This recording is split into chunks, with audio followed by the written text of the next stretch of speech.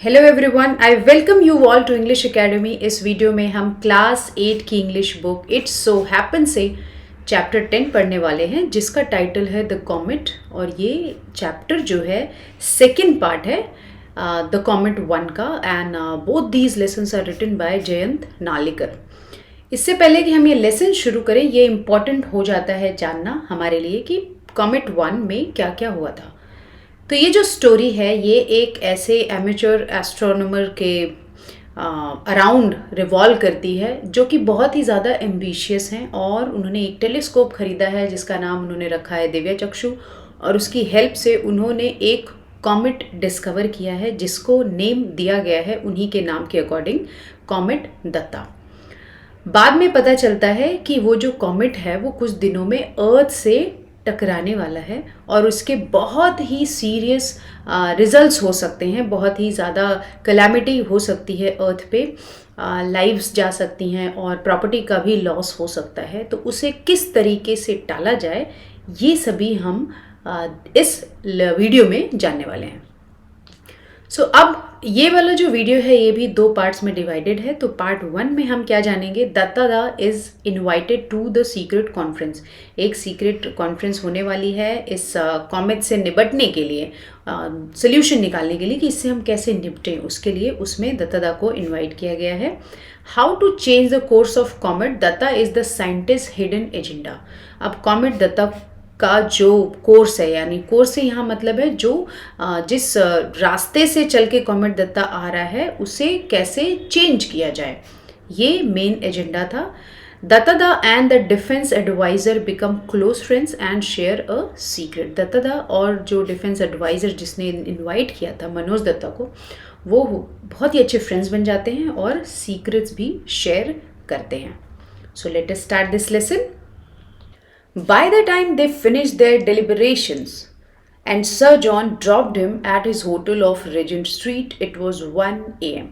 Sir John और James ने अपनी डिलिबरेशंस, यानी कि जो केयरफुल कंसिडरेशन हो रहा था, उनका जो डिस्कशन हो रहा था अबाउट कॉमेट दत्ता, उसके बाद, उसके ख़त्म होने के बाद सर जॉन ने जेम्स को उस जगह पे छोड़ा, उस होटल पे छोड़ा जहाँ पे जेम्स रुके हुए थे, और उसका नाम क्या था, रेजेंट स्ट्रीट।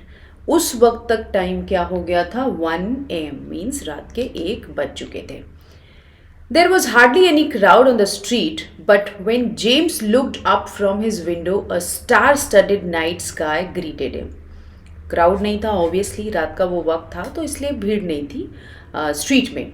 जेम्स ने अपनी खिड़की से स्टार स्टडेड नाइट स्काई को देखा। स्टार स्टडेड नाइट स्काई का मतलब ऐसे तारों से भरी हुई स्काई रात की। तो उस स्काई ने उसको ग्रीट किया, किसे, जेम्स को ग्रीट किया, मतलब जेम्स को दिखा अपनी खिड़की से। जब जेम्स ने बाहर देखा तो उसे तारों से भरा स्काई नजर आया। Somewhere amongst these stars was comet Datta heading for a collision with the earth. और तभी जेम्स को रियलाइज होता है कि इन्हीं स्टार्स के बीच में कोई एक ऐसा कॉमेट है जो कि है कॉमेट दत्ता, जो कि अर्थ की ओर चल पड़ा है कोलिजन के लिए, अर्थ से टकराने के लिए। ये उनके मन में थॉट आया। It was hard to believe the calamity of the future on such a peaceful night. Calamity means disaster. और ये जेम्स के लिए बहुत मुश्किल हो रहा था बिलीव करना कि कितनी शांति है इस रात में, और एक कैलेमिटी भी आने वाली है, मीन्स कि डिजास्टर भी आने वाला है, फिर भी देखो आज कितनी शांति है। For a moment James wandered if he had done his sums right. तभी थोड़ी देर के लिए जेम्स को लग रहा है क्या मैंने सच में अपने कैलकुलेशंस ढंग से किए हैं, सही से किए हैं, क्योंकि जेम्स भी उसी रिजल्ट पे पहुंचे थे कि हाँ कॉमेट दत्ता जो है वो टकराएगा ही अर्थ से। Whatever doubt James may have had about Sir John's efficiency were quickly dispelled when he reported for the conference and found that all the experts listed by him were there. जो भी doubt James के मन में आ रहा था sir John की efficiency means काबिलियत के बारे में, कि वो कितने केपेबल हैं, इस बारे में अगर जेम्स को कोई भी डाउट आ रहा था तो वो डिस्पेल हो गया था। डिस्पेल मीन्स कि वो यूजलेस साबित हो गया जब जेम्स ने रिपोर्ट किया कॉन्फ्रेंस के लिए और उसने पाया कि जिन जिन एक्सपर्ट्स को जेम्स ने लिस्ट किया था कि ये सभी एक्सपर्ट्स इस मैटर पे डिस्कशन के लिए अवेलेबल होने चाहिए, वो सब के सब वहाँ पे मौजूद थे। तब जेम्स को भी लगा कि हाँ, ज़्यादातर एक्सपर्ट्स जो है इस बात में बिलीव कर रहे हैं कि ये टक्कर जो है कॉमेट दत्ता की अर्थ से ये होने वाली है। अब जो एक्सपर्ट्स आए थे उनमें कौन कौन लोग थे?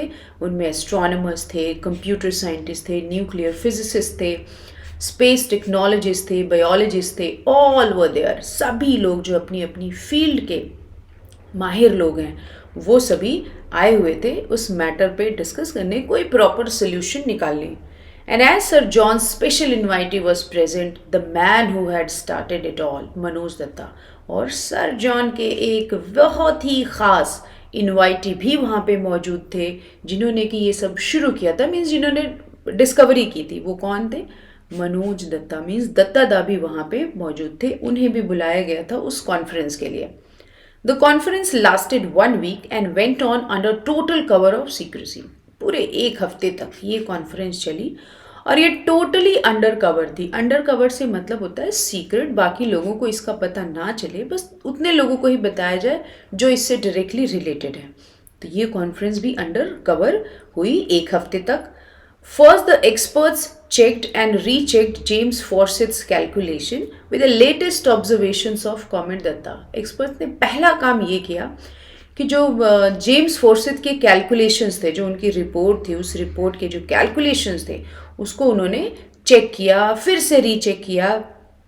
चेक और रीचेक करने से यहाँ पे ये मतलब है कि वो कोई चांस नहीं लेना चाहते थे, कोई भी रॉन्ग कैलकुलेशन लेके रॉन्ग रिजल्ट नहीं निकालना चाहते थे। वो लेटेस्ट ऑब्जर्वेशन जो कॉमेट दत्ता का पाया गया, लेटेस्ट उसकी जो प्लेसमेंट पाई गई, उसके अकॉर्डिंग कैलकुलेशन को क्रॉस चेक किया गया जेम्स फोर्सिथ के। He was right, there was no escape from the direct hit predicted by him. और जेम्स यहाँ पे बिल्कुल ही सही थे। सारे जो एक्सपर्ट्स थे वो इसी कंक्लूजन पे पहुंचे। देर वॉज नो एस्केप, बचने का कोई भी तरीका नहीं था। डायरेक्ट हिट ये जो था ये तो होने ही वाला था। There was a small chance that the comet may just graze the atmosphere of the earth and not collide. बहुत ही स्मॉल चांस, बहुत ही छोटा चांस था यहाँ पे कि कॉमेट दत्ता जो है अर्थ से बस निकल जाए, अर्थ के एटमॉस्फेयर से निकल जाए बिना टक्कर के। इसका बहुत ही कम चांस था और ज़्यादा चांस किसका था कि ये टक्कर तो होके ही रहेगी। In that case the loss of life and property would not be total. और अगर अर्थ के एटमॉस्फेयर से होके ये कॉमेट निकल जाता बिना टक्कर के तो प्रॉपर्टी और लाइफ का लॉस जो है उतना नहीं होता, या होता ही नहीं जैसा कि उस केस में होता जब ये टकराता। जब कॉमेट्स अर्थ से टकराते हैं तो जिस एरिया में टकराते हैं वहाँ बहुत ही ज़्यादा नुकसान होता है। अगर वहाँ लोग रहते हैं तो लोगों की जानें जाती हैं, घर बर्बाद होते हैं, टूटते हैं। बट अगर ये अर्थ के एटमॉस्फेयर से निकल जाएगा तो उस सिचुएशन में ये सब नहीं होगा। But this slight respite was hardly reassuring enough for taking no action. Respite का मतलब है a short period of rest और रिलीफ फॉर समथिंग डिफिकल्ट और अनप्लेजेंट।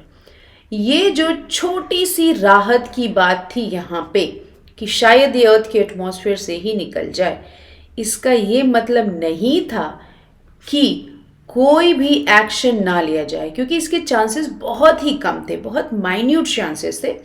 और ज़्यादा चांसेस इसके थे कि ये टक्कर हो के रहेगी। तो अगर ये सोच के बैठ जाते कि शायद टक्कर ना हो, कोई एक्शंस ना लेते एक्सपर्ट्स, तब तो बहुत भारी नुकसान हो जाता अर्थ का।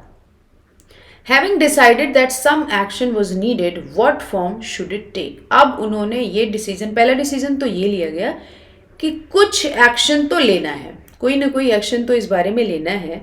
बट दूसरा ये सवाल आया कि क्या, आखिर हम कर क्या सकते हैं इस मैटर में। The experts dismissed defensive measures like living in underground bunkers. जो भी एक्सपर्ट्स वहाँ मौजूद थे उन्होंने कहा ये तो बेकार बात होगी, ये तो यूजलेस बात होगी अगर हम ये सोच लें कि सभी लोगों को हम अंडरग्राउंड बंकर्स में भेज दें। अंडरग्राउंड बंकर्स जो होते हैं इस तरीके के बनते हैं, लाइक जब बॉम्बिंग होती है उस सिचुएशन में ये बंकर्स सेफ होते हैं लोगों की जान बचाने के लिए। लोग ज़मीन के अंदर चले जाते हैं ऐसे, तो वो सेफ रहते हैं। It was simply not a practical proposition. Proposition means statement or assertion that expresses a judgment or opinion. ये प्रैक्टिकली बहुत ही सही बात नहीं होने वाली थी कि हम बंकर्स में छुप जाएं उस वक्त के लिए जब कॉमेट आने वाला है, क्योंकि कितने लोगों को बंकर में छुपाओगे. So the only course was to take offensive action. Offensive means causing someone to feel resentful, upset or annoyed. Means कि attacking nature वाला कोई action लेना यहाँ पे बनता था. यही एक option बच गया था. Comet Datta could be marginally deflected from its path by giving a push. Maybe ये किया जा सकता था कि जो उसका path है, जिस रास्ते से Comet Datta बढ़ रहा है और suppose इधर Earth है, अगर कॉमेट दत्ता को यहाँ पे थोड़ा सा पुश दे दिया जाए तो ये अपने रास्ते से मे बी थोड़ा सा डेविएट हो जाए, मीन्स थोड़ा अलग से जाए, तो यहाँ पे अर्थ हमारी क्या है, सेफ रह सकती है. ये सोचा गया है. The experts calculated that the bulk of destructive nuclear power available on the earth would be needed to achieve this mammoth task. अब ये बात भी निकल के आती है, एक्सपर्ट्स ने जब अपनी सारी कैलकुलेशन की तो वो इस नतीजे पे पहुँचे कि जो हमारे पास न्यूक्लियर पावर अवेलेबल है, डिस्ट्रक्टिव न्यूक्लियर पावर को यहाँ पे डिस्ट्रक्टिव कहा गया है क्योंकि इससे बहुत ही ज़्यादा बर्बादी होती है. तो एक्सपर्ट्स इस कैलकुलेशन पे पहुँचे कि जो भी अर्थ पे न्यूक्लियर पावर अवेलेबल है वो सबकी ज़रूरत पड़ेगी to achieve this mammoth task. Mammoth means बहुत बड़ा यहाँ पे टास्क क्या था, डेविएट करना कॉमेट दत्ता को उसके पाथ से. इसके लिए बहुत ही ज़्यादा न्यूक्लियर पावर की ज़रूरत पड़ने वाली थी. A gigantic nuclear explosion suitably placed, suitably directed and suitably timed could do the trick. Gigantic means very big. अब बहुत बड़ा न्यूक्लियर एक्सप्लोजन अगर किया जाता, suitably placed means एकदम कैलकुलेट करके एग्जैक्ट जगह पे रख के, suitably directed एग्जैक्ट डायरेक्शन में, सुटेबली टाइम्ड और टाइमिंग एग्जैक्ट करके, वो पर्टिकुलर टाइम जब कॉमेट देता उस पर्टिकुलर प्लेस से गुजर रहा होता, अगर ये सब करके किया जाए ये एक्सप्लोजन, तो ये पॉसिबल था कि कॉमेट दत्ता को उसके पाथ से थोड़ा सा डेविएट किया जा सके. This could be done by placing the nuclear payload in a spaceship. और ये कैसे किया जा सकता था, nuclear payload. Payload means an explosive warhead carried by an aircraft. Aircraft जब कोई बॉम्ब या फिर कुछ कैरी करता है तो उसे पेलोड कहते हैं. तो ये कैसे किया जा सकता था कि न्यूक्लियर जो एनर्जी थी, न्यूक्लियर पावर जो थी, उसको किसी स्पेसशिप में प्लेस कर दिया जाए, sending it to intercept the approaching comet. और इसे सेंड किया जाए, इंटरसेप्ट मीन्स पता लगाने के लिए उस अप्रोचिंग कॉमेट का कि कौन से डायरेक्शन से, कौन सी प्लेस से वो आ रहा है, and detonating it by remote control. Detonating means causing to explode. और इसे रिमोट कंट्रोल की हेल्प से क्या किया जाए, एक्सप्लोड करवा दिया जाए. इस तरीके से चांसेस थे कि कॉमेट दत्ता का जो पाथ है उसको डेविएट किया जा सके, उसे चेंज किया जा सके. सक्सेस और failure, secrecy must be preserved. अब इस मिशन में सक्सेस मिले या फेलियर मिले, या तो ये मिशन सक्सेसफुल हो सकता था या फेल हो सकता था, ये डिसाइड किया गया कि secrecy must be preserved. Common people को इसके बारे में बताया नहीं जाएगा. और क्या रीज़न था, हमने जाना फर्स्ट पार्ट में कि रीज़न इसका ये था कि लोगों में पैनिक क्रिएट हो जाएगा, लोग डर जाएंगे. Finally a time table was drawn up for the operation which was code named project light brigade. और एक टाइम टेबल क्रिएट किया गया, बनाया गया इस ऑपरेशन के लिए, और उसका नाम रखा गया, कोड नेम दिया गया इस ऑपरेशन को प्रोजेक्ट लाइट ब्रिगेड. ये उस प्रोजेक्ट का नाम दिया गया. The important dates in it were, अब इसमें इम्पॉर्टेंट डेट्स कौन कौन सी मार्क करी गई, वो थी October 10, dispatch the spacecraft with the payload unless by then the comet is already destroyed by natural causes or has changed its path due to unforeseen reasons. अब October 10 इस दिन के लिए क्या डिसाइड किया गया कि डिस्पैच किया जाएगा स्पेसक्राफ्ट, जिसमें कि ये डिसाइड हुआ था कि न्यूक्लियर पावर रख के, उसे पेलोड रख के भेजा जाएगा उसे, अनलेस कॉमेट दत्ता खुद ही डिस्ट्रॉय हो जाए नेचुरल कॉजेज से, या फिर इसका जो पाथ है वो चेंज हो जाए अनफोर्सीन रीजन से, कुछ अनजाने कारणों से, जो कि लोगों को पता नहीं, कभी कभी ऐसा हो जाता है। अगर कुछ कारणों से कॉमेट दत्ता का जो पाथ है वो डेविएट हो जाता है तो इसकी ज़रूरत नहीं पड़ेगी, या फिर कॉमेट दत्ता जो है नेचुरली डिस्ट्रॉय हो जाता है तो भी इसकी ज़रूरत नहीं पड़ने वाली थी। अदरवाइज अक्टूबर 10 को स्पेसक्राफ्ट भेजा जाने वाला था पेलोड के साथ। फिर नवंबर 15 को क्या किया जाने वाला था? Rendezvous with the comet and detonation of the payload. अब रेंडेजुअस इसका मतलब होता है मुलाकात। कॉमेट की मुलाकात होती किससे? पेलोड से। ओके, और डेटोनेशन किया जाता मतलब क्या कि रिमोट कंट्रोल की हेल्प से एक्सप्लोड किया जाता और कोशिश की जाती कॉमेट दत्ता को उसके रास्ते से भटका देने की। और दिसंबर 15 को क्या होने वाला था? If the experiment failed this was the day the comet would hit the earth. अगर ये एक्सपेरिमेंट जो एक्सपर्ट्स ने करने की सोची थी अगर वो फेल होता तो ये दिन होता जिस दिन ये कॉमेट अर्थ को हिट करता। टाइम टेबल में ये सभी चीज़ें मार्क की गई। If it succeeded this was the day the comet would pass by at a near but safe distance. और अगर ये मिशन सक्सेसफुल हो जाता तो ये ही वो दिन था, दिसंबर 15 ही वो दिन था जब कॉमेट दत्ता क्या करने वाला था? सेफ डिस्टेंस से गुजर जाने वाला था बिना किसी नुकसान के। The success of the experiment depended on how massive the comet was. अब ये जो एक्सपेरिमेंट ये लोग कर रहे थे इसकी सक्सेस इस बात पे डिपेंड करने वाली थी कि कितना बड़ा ये कॉमेट था। नोबडी कुड एस्टिमेट, और इसका एस्टिमेशन लगाना भी बहुत मुश्किल था। इतनी दूर की जो चीज़ है उसका साइज, उसका वेट एस्टिमेट करना बहुत ही मुश्किल होता है। Everybody hope that it was not very massive, और लोगों को बस ये उम्मीद थी कि हो सकता है ये बहुत ही बड़ा कॉमेट ना हो। Do you think we will succeed? Datta da asked sir John Macpherson for his opinion. Datta da ने जॉन मैकफर्सन को पूछा कि आपको लगता है कि हम सक्सेसफुल होंगे जो हम एक्सपेरिमेंट करना चाह रहे हैं। During the week the two had developed considerable affinity for each other. Affinity means liking. एक हफ्ते साथ में काम करने के बाद दत्ता दा और जॉन मैकफर्सन एक दूसरे को लाइक करने लगे थे, उनका काम पसंद करने लगे थे।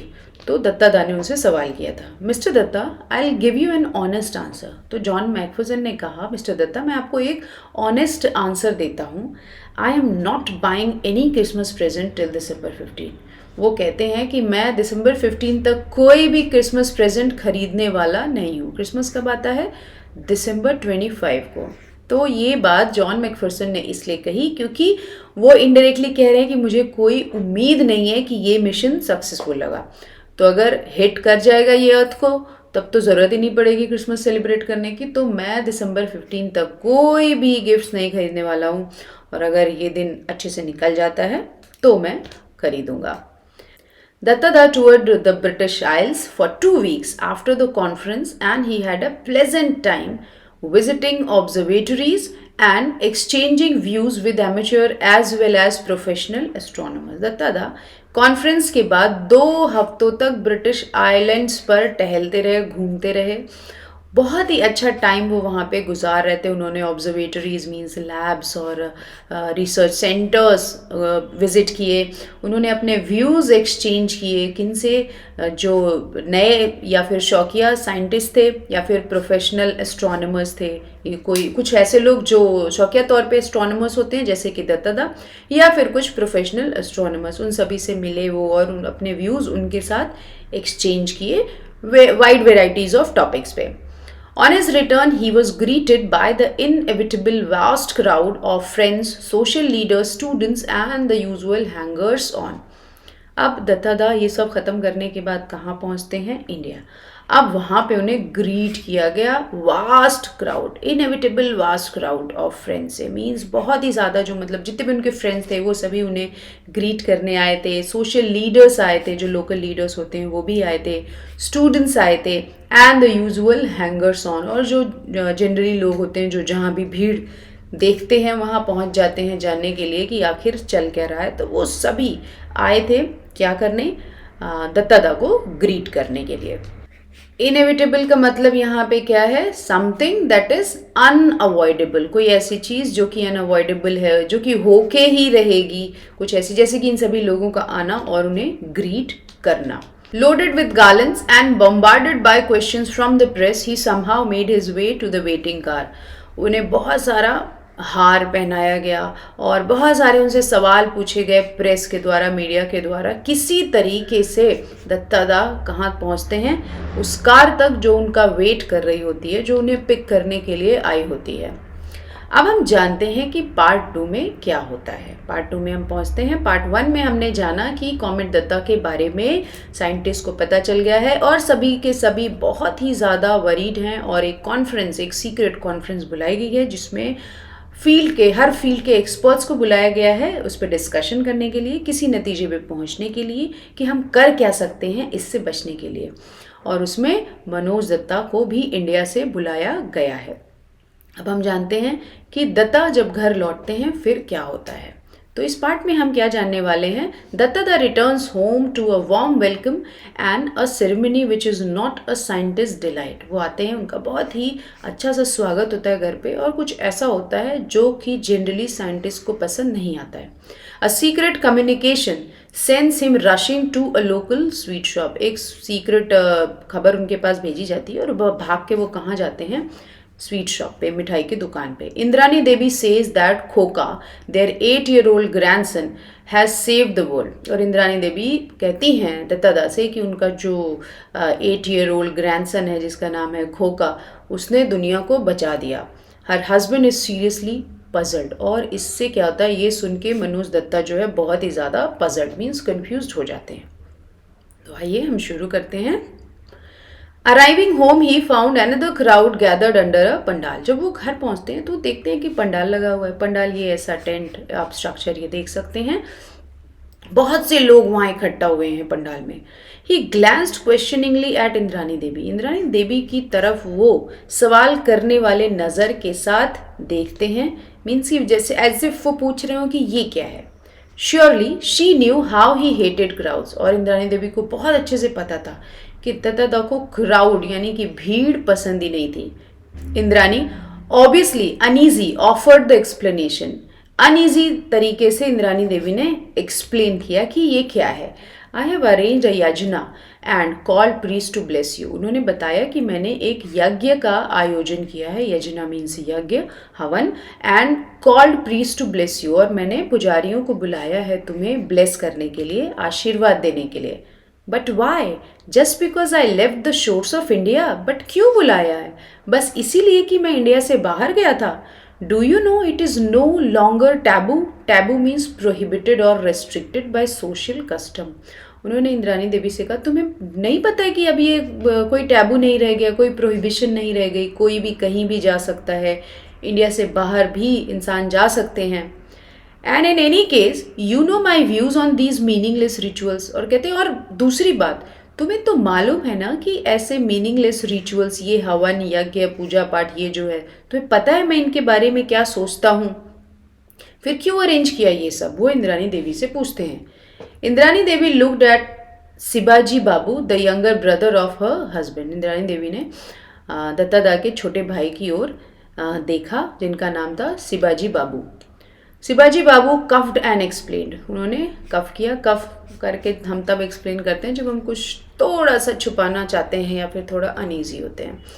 तो वो कहते हैं we have all been very disturb since you discovered the comet. वो कहते हैं जब से आपने कॉमेट डिस्कवर किया ना, हम सभी बहुत ही ज़्यादा डिस्टर्ब थे, बहुत ही ज़्यादा वरीड हैं। गुरुजी recommended a shanti yajna to pacify the evil spirit behind the comet. और हमने गुरुजी से जब बात की तो उन्होंने रिकमेंड किया कि एक शांति पाठ किया जाए, शांति के लिए एक यज्ञ किया जाए, to pacify the evil spirit behind the comet. Comet के पीछे जो वो बुरी शक्ति है उसको पेसिफाई मीन्स शांत करने के लिए। We are all waiting for you to perform the yajna. हम सब आप ही का इंतजार कर रहे थे यज्ञ में हिस्सा लेने के लिए, इसको करने के लिए। May I know what specific advantage there is in this ceremony? Datta was outwardly calm. Dutta दा अंदर से तो बहुत ही ज़्यादा गुस्से में थे, बट बाहर से शांत रूप से वो पूछते हैं, क्या मुझे कोई बताएगा कि स्पेसिफिक एडवांटेज मीन्स इससे स्पेशल फ़ायदा क्या होने वाला है इस सेरेमनी से, इस यज्ञ से? The comet you have discovered will not cause any ill effects on the earth. जो कॉमेट आपने डिस्कवर किया है उससे अर्थ को कोई भी नुकसान नहीं होगा, ये दत्तादा को बताया गया। At this remark Dattada blew up, don't you know that this is all superstition. Dattada बहुत ही गुस्से में आ गए। वो कहते तुम्हें नहीं पता कि ये सब क्या है, सुपरस्टिशन है। सुपरस्टिशन का मतलब होता है अंधविश्वास, कि हम तथ्यों को जाने बगैर उस पर अगर ब्लाइंडली हम फेद करने लगते हैं, वो यहाँ पे है अंधविश्वास। It could be condoned in the olden times when man did not know what comets were. Condone means accepted. Dattada फिर वहाँ कहते हैं ये तब एक्सेप्टेड था, ये जो तुम यज्ञ कर रहे हो ये उस वक्त में एक्सेप्टेड था, पुराने टाइम में एक्सेप्टेड था, जबकि इंसानों को पता ही नहीं था कि कॉमेट्स क्या होते हैं। Not so in modern times, but आज के ज़माने में तो सबको पता है कॉमेट्स क्या होते हैं, तो अब ये उतने रिलेवेंट नहीं है यज्ञ। Comets are known for what they are. Their movements are forecast precisely by mathematical calculations, and it is clearly established by statistical studies that their visits have no correlation with disaster on the earth. फिर दत्तादा यहाँ पे explain करते हैं कि comets जो हैं वो as it is लोगों को पता है, उनके मूवमेंट्स लोग फोरकास्ट कर लेते हैं, और क्या फोरकास्ट प्रिसाइजली कर लेते हैं, कैसे? मैथमेटिकल कैलकुलेशंस की हेल्प से, और स्टेटिस्टिकल स्टडीज़ उसके बारे में कर लेते हैं कि कब वो विज़िट करेगा। और इन सभी से सबको पता है आज की डेट में कि कोई भी कोरिलेशन नहीं होता है एक कॉमेट का किसी भी डिज़ास्टर से, कोई भी रिलेशन ही नहीं होता है कि अगर कोई कॉमेट नज़र आता है तो कोई डिज़ास्टर होने वाली है, ऐसा कुछ भी नहीं होता है। All this is of course futile on my part two explain. कहते हैं हाँ, और ये सब तो मैं बेकार में ही तुम लोगों को एक्सप्लेन कर रहा हूँ। फ्यूटाइल मीन्स यूजलेस, मैं तो बेकार में ही तुम लोगों को ये सब एक्सप्लेन कर रहा हूँ। दत्तादा के कहने का मतलब है तुम लोग मानोगे तो है नहीं मेरी बात। You and the likes of you never read even the elementary books on science. तुम और तुम्हारे जैसे लोग साइंस की एलिमेंट्री बुक्स भी कभी नहीं पढ़ते। एलिमेंट्री मीन्स प्राइमरी लेवल की बुक्स, यानी कि जिसमें बेसिक इंफॉर्मेशन साइंस के बारे में, टेक्नोलॉजी के बारे में दी हुई होती है। कहते तुम लोग तो वो पढ़ते ही नहीं हो, तो क्या जानो। Shivaji Babu gently interjected, but our wise forefathers recommended such yajnas. उन्होंने इंटरजेक्ट करते हुए, रोकते हुए अपने भाई को कहा कि लेकिन हमारे जो बुद्धिमान फोर फादर्स यानी कि एंसेस्टर्स थे, उन सभी ने तो रिकमेंड किया है कि हमें टाइम टू टाइम ऐसे यज्ञ करने चाहिए। Since his return from London, Datta was in regular correspondence with Sir John Macpherson. जब से लंदन से रिटर्न हो के दत्तादा आए थे, वो लगातार कांटेक्ट में बने हुए थे लेटर्स के थ्रू। किससे? सर जॉन मैकफर्सन से, जो कि वहाँ पे डिफेंस एडवाइजर थे। Their friendship had grown out of their appreciation of each other's virtues. उन दोनों की दोस्ती बहुत बढ़ गई थी। वो दोनों एक दूसरे को बहुत ही रिस्पेक्ट किया करते थे, बहुत ही इज्जत किया करते थे। Sir John admired Dattada's scientific outlook, while the latter admired the former's discipline and efficiency. Sir John Dattada का जो साइंटिफिक आउटलुक, मतलब जो वैज्ञानिक नज़रिया था, हर चीज़ को विज्ञान की नज़र से देखने का जो उनका तरीका था, उसकी बहुत ही तारीफ किया करते थे, उसको बहुत ही पसंद किया करते थे। वहीं पे दत्तादा को सर जॉन का डिसिप्लिन और उनकी एफिशिएंसी, उनकी क्षमता बहुत ही ज़्यादा पसंद आती थी। Their correspondence never mentioned the Project Light Brigade, although once in a while Sir John would hint at its progress in a subtle manner that Dattada would understand. जो भी उन दोनों में कॉरेस्पॉन्डेंस हुआ करती थी, जो लेटर्स आया जाया करते थे, उसमें कभी भी प्रोजेक्ट लाइट ब्रिगेड का मेंशन नहीं हुआ करता था।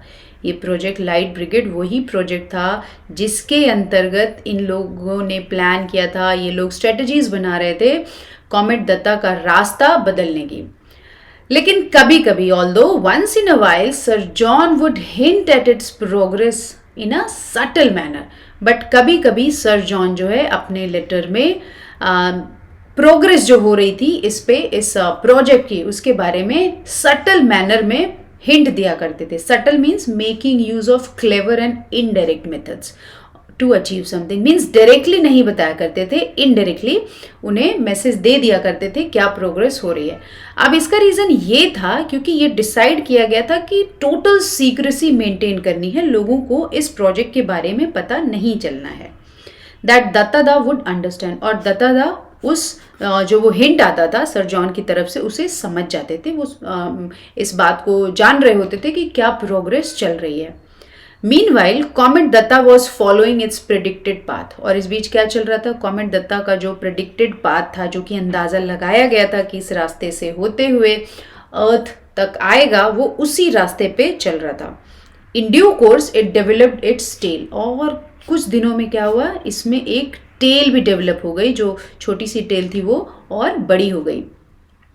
It circled around the sun without breaking apart nor did it evaporate, और इस कॉमेट ने सन का एक पूरा चक्कर लगाया, और जैसा कि उम्मीद की जा रही थी कि ये खुद ही टूट के नष्ट हो जाएगा, वो नहीं हुआ, या फिर ये इवेपोरेट हो जाएगा सन की हीट से, वो भी नहीं हुआ, ये अपने रास्ते पे बढ़ता ही रहा ये comet.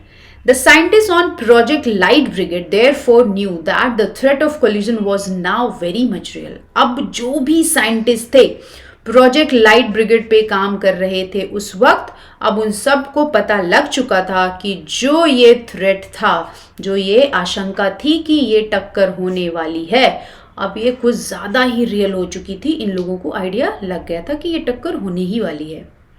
In the middle of October, दत्तादा got a letter from Sir John. अक्टूबर के मिड में दत्तादा को सर जॉन का एक लेटर मिलता है। In the midst of descriptions of the meeting of the Royal Astronomical Society, the unreasonably warm weather, the opening matches of the football season, and a recent by-election, Dattada spotted the sentence he was eagerly looking for. अब जैसा कि मैंने आपको पहले ही बताया, directly messages नहीं दिए जाते थे दत्तादा को, इनडायरेक्टली हिंट्स दिए जाते थे कि प्रोजेक्ट लाइट ब्रिगेड की प्रोग्रेस क्या चल रही है। तो ऐसा ही एक लेटर आता है और उसमें क्या क्या बताया गया है, उसमें कुछ डिस्क्रिप्शंस दिए गए थे। किसके? मीटिंग के। किसकी मीटिंग? रॉयल एस्ट्रोनॉमिकल सोसाइटी की कोई मीटिंग हुई थी, उसके बारे में बताया गया था। और अनसीजनेबली वार्म वेदर डिस्कस किया गया था, मीन्स बिना सीजन का वार्म वेदर वो डिस्कस किया गया था। And opening matches of the football season की बात भी की गई थी, मीन्स मैचेस, फुटबॉल मैचेस भी डिस्कस किए गए थे। और बाय इलेक्शंस जो होने वाले थे वहाँ पे, उसका भी डिस्कशन हुआ था। ये सब हम देखते हैं कि जनरल चीज़ें डिस्कस की गई थी उस लेटर में, जिससे कि अगर दत्तादा के अलावा कोई और पढ़े तो वो एग्जैक्टली समझ ना पाए कि यहाँ पे क्या बताया जा रहा है दत्तादा को। तभी Dattada spotted the sentence he was eagerly looking for. Dattada उस सेंटेंस तक आखिरकार पहुंच जाते हैं जिसका कि उन्हें इंतजार था, और वो क्या था?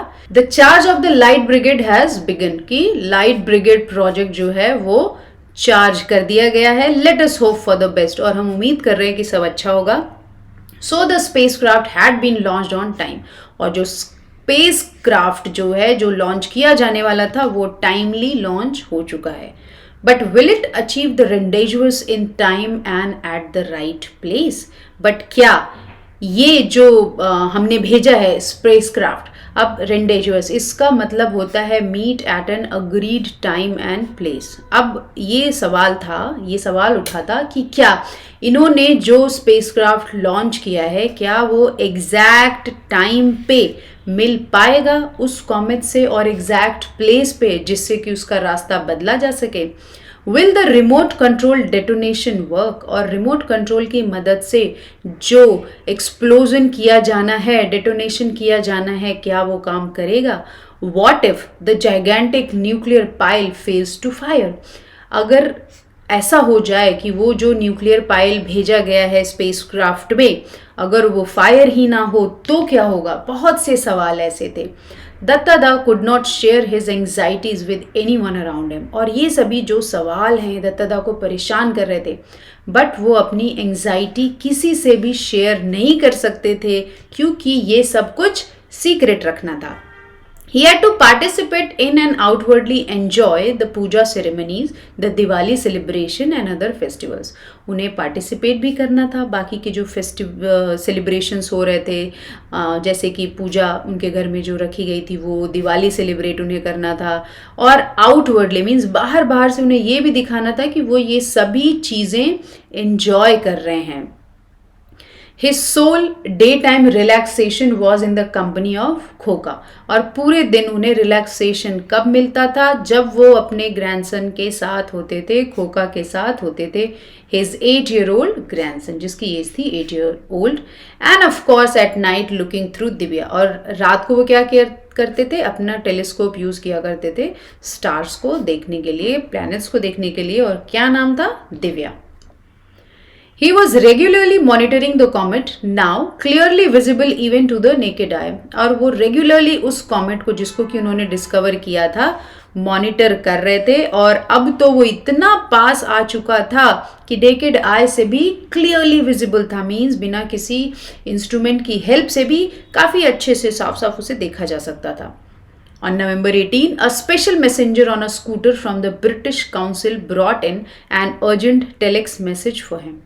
18 नवंबर को एक स्पेशल मैसेंजर आता है स्कूटर पे, और वो कहाँ से आता है? ब्रिटिश काउंसिल से, और एक अर्जेंट टेलेक्स मैसेज लेके आता है उनके लिए, जिसको वायर भी बोलते हैं और तार भी बोलते हैं, वैसा मैसेज लेके उनके लिए आता है. The telex operator in Calcutta had wondered what was so special about it to make it so urgent. Even जो टेलेक्स ऑपरेटर था कलकत्ता का, जहाँ की दत्तादा को जाके वो मैसेज कलेक्ट करना था, उसे भी सरप्राइज हो रहा था कि ऐसी क्या अर्जेंट बात हो गई कि इस तरीके से मैसेज भेजना पड़ रहा है.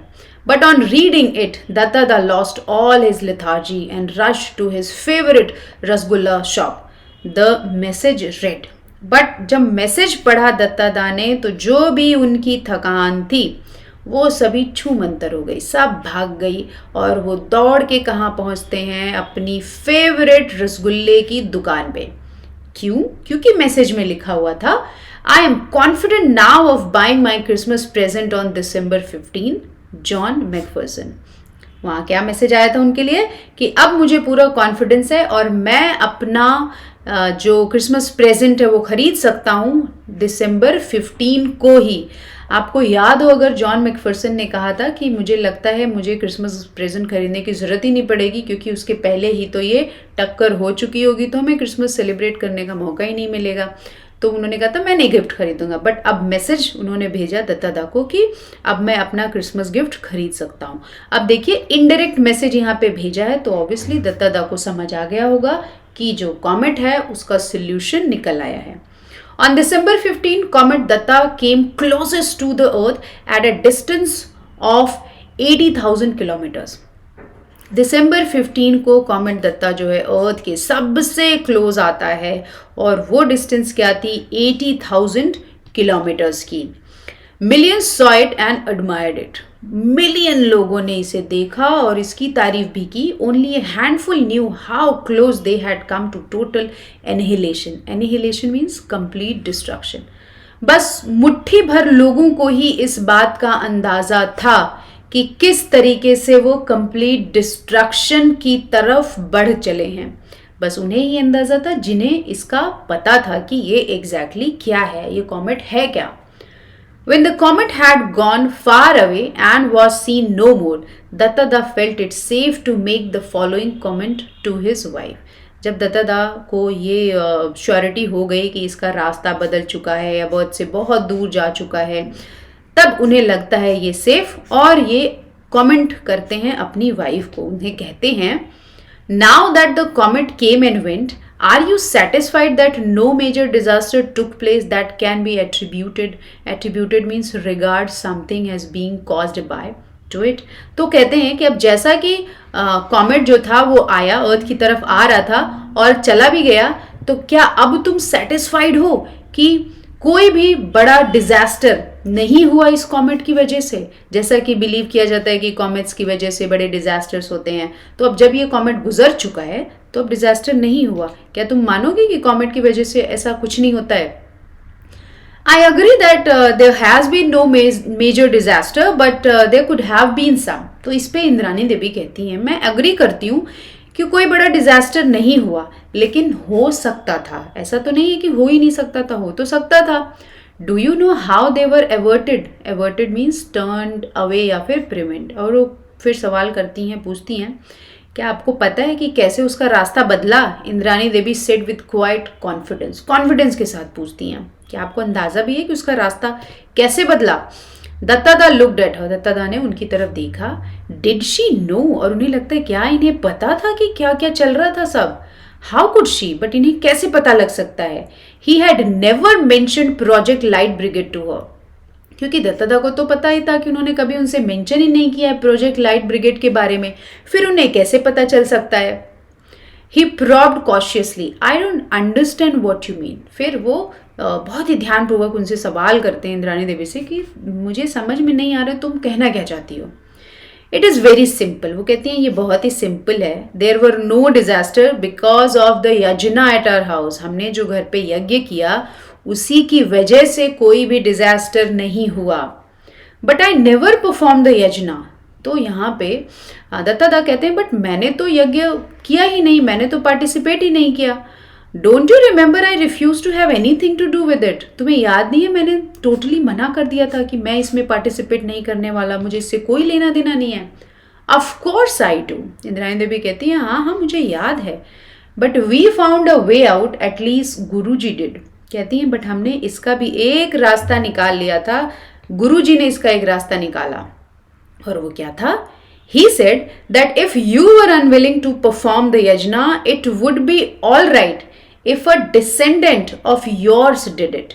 Descendant means children or grandchildren.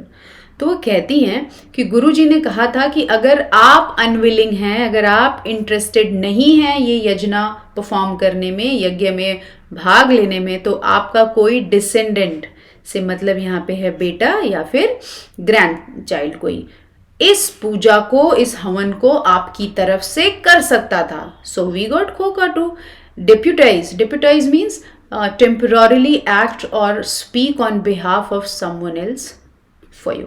फिर वो कहती है तो हमने क्या किया, हमने खोका को तुम्हारी जगह पे रख लिया और उसी से ये पूजा करवा ली.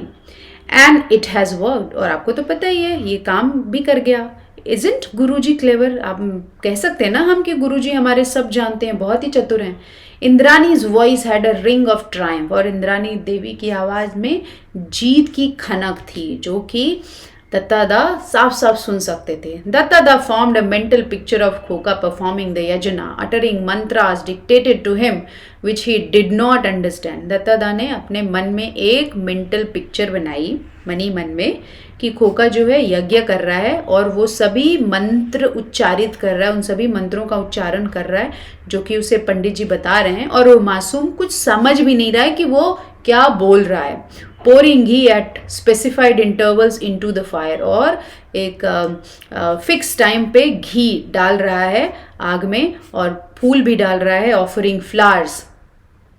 And then the picture change to an assembly of scientist. और दूसरी पिक्चर जो उनके दिमाग में उभरती है वो होती है साइंटिस्ट की गैदरिंग की एट द कॉन्फ्रेंस, उस कॉन्फ्रेंस की जहां वो गए हुए थे.